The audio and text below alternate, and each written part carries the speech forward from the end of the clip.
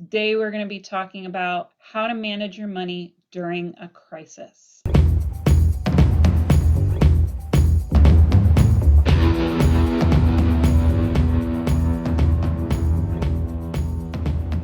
There's lots of information coming at you these days.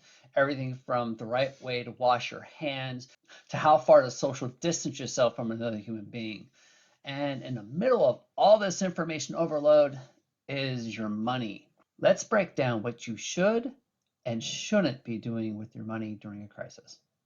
What should I do if my income is stable? Here are 7 things you can do. 1, do keep right on working the baby steps like you have been. So whichever baby step you're on, definitely budgeting, emergency fund, taking down debt, whichever baby step you're on, keep working on it. Right, because you're working, nothing's changed for you. Fortunately, you're one of the lucky few. You're essential. So just keep on the plan. You're just rolling along. You take care of you. Number 2, do pay your bills on time. This isn't a free pass to skip out. Do use your stimulus money to help you crush your goals. Use it to spend on the baby steps that you're on, or throw it into an emergency fund. Do not pause your debt snowball. Do not cash out any of your 401k. Do not defer your student loan payment. Now, some people who have federal education department student loans have been put on automatic deferral or forbearance until September 30th. So if you have a case of that, contact us. We can walk you through what that means for you, because everyone's financial position is different. And they don't take that into account. They issue policies that blankets. Yep, they automatically did it for any person who's getting has particular loan payments through the education department. Right. And finally, do not stop paying your mortgage. So those are 7 things to do if your income is stable. Let's jump into what to do if you were laid off or furloughed or your income is not stable. Do pause your debt snowball. You need all the extra money on hand right now. Do make sure your 4 walls are covered, then pile up as much cash as you can. So if you guys remember from Green Zones, your 4 walls are food, shelter, including utilities, transportation, and minimal clothing that you need to get by. Do make the minimum payments on your debt. Do cut out all unnecessary spending from your budget. So think needs versus wants. Do continue to look for a part-time or full-time job if you can. Do use the stimulus money to cover your 4 walls and then toss anything left over into your emergency fund. Do not take out a payday loan, ever. So another thing to avoid is do not get a HELOC. This is a home equity line of credit. Again, you're only digging your hole deeper. Do not stop paying the mortgage. Shelter is one of your 4 walls, so make sure it stays at the top of the list. Now, I will qualify this one. If your income is not stable and you are missing paychecks, call your mortgage broker, and instead of the forbearance, ask if you can have those payments tacked on to the end of your loan payments, so that, because what happens in forbearance is the bank can choose at the end of the 3-4 months, however long your payments are forbeared for, to charge you a balloon payment or to make your monthly payments more to make up for the months that were lost. It kind of gives the bank free rein to choose how you're going to pay them back. So communicate with your lenders. Get everything in writing. Take your notes. Who did you talk to? When did you talk to them? What did they say? Ask for things in writing. Never give them access to your bank account. Sorry, I'm very passionate about this. And all these are fantastic points. So the last one is do not cash out your 401k unless, and this is key point, unless you're facing a foreclosure or a bankruptcy. so that was what you should do if you are laid off or your income is not stable during this crisis. Should I file for unemployment? Yes, if you can get through, file for unemployment. But that doesn't mean you're going to stop looking for part-time or full-time work to get by. Do not file for unemployment if you can bring in at least 50% of your income by working another job, either part-time or full-time. Coronavirus relief scams have popped up overnight to take advantage of and mislead as many people as they possibly can. For anyone now suddenly out of work, for those who are already living paycheck to paycheck, elderly and others, this money can mean their four walls, food, utilities, shelter, and transportation are now all covered, or can at least last a little bit longer. But getting scammed out of this money could be very devastating. These scams all start to look and sound the same.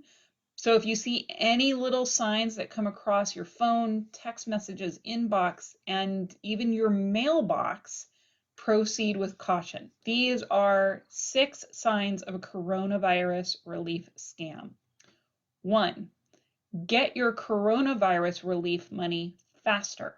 Anyone who claims that they can get you government-funded money faster is definitely a scam. Liar, liar, pants on fire. Turn and run, or just turn off. No one's getting early access to their relief check, and no one can get it for you any faster. All right, number 2, we've got your stimulus check or stimulus payment. It sounds just official enough to be legit, but it is not. I mean, come on, do you think the government is really going to pass up an opportunity to give something a more difficult name than is necessary? No. The official name from the IRS for the money coming from CARES is Economic Impact Payment. So if someone claims they can fast track your stimulus check or stimulus payment to you, say bye-bye. And the third scam is, hi, this is the IRS, or hi, this is the FTC, or hi, this is FDIC calling. No, it's not. If someone claims to be from these organizations, hang up and report them to the organization they're claiming to be from. Right now, a lot of scammers are using text messages to try to defraud people.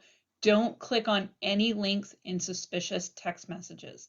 The government will not text you. In fact, if somebody in any social media, text, email, Facebook Messenger, Instagram, if anybody sends you a link, do not click on it from that source.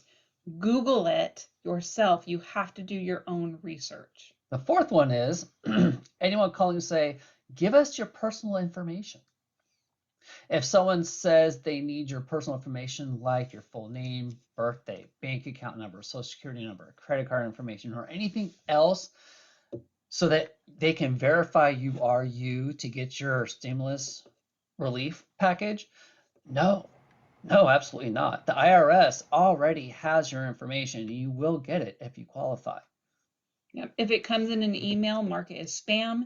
If you get it in a text message, delete it. If you get it through social media, report it. But whatever you do, don't give your personal information away. Scammers are good. They're talented people, and they really know how to sound official. With all that being said, the IRS, the FDIC, and the FTC will not call you to verify any information. So if somebody calls claiming to be from these organizations asking for any information, hang up. It's not worth your time. Number 5, pay this fee to get your relief check. If you're eligible to receive a coronavirus relief check, there's not a fee to get one. You'll get it for free, period. Done. Boom. Number 6, call to verify your check.